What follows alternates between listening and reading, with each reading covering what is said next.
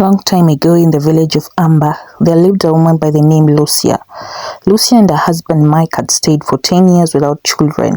They had gone to different hospitals and all the doctors would give them the same report, that they were medically okay and should wait on God's time. Mike was a hard-working farmer. On the other hand, his wife Lucia was a market seller.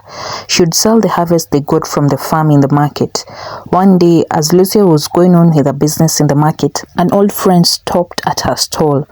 Jackie and Lucia talked for a while and Jackie told Lucia she would take her to a place where she would get a solution to her barrenness.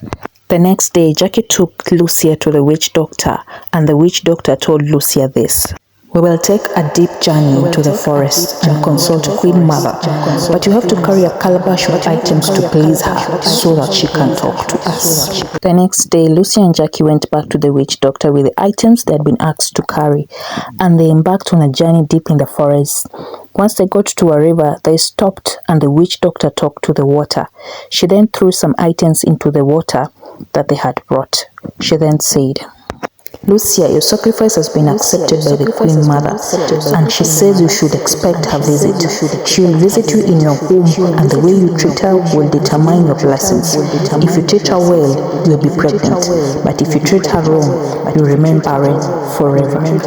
Lucia and Jackie went back home, and each one of them continued with their lives as normal.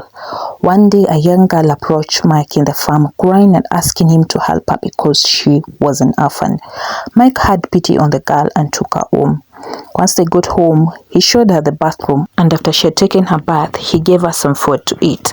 Later that evening, Lucia returned and saw the young girl, and she was so pissed off. She didn't believe her husband's story, and the next day, Lucia gave Jane, the young girl, a whole basket of dirty clothes to wash.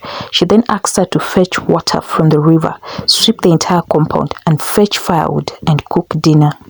Jane was obedient. She started by washing clothes, and by midday, she got hungry. She went to the kitchen and cooked food meant for dinner, ate, and went back to washing clothes. But she realized it was getting late. She took her bucket and went to fetch some water, and on her way she picked some firewood. When she got home, she was tired and she sat down.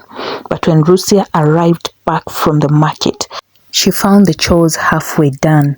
Lucia fumed and got a huge stick and started beating up the young girl while saying, I leave home and I leave you with some little work to do, and after a long day I come to such a mess.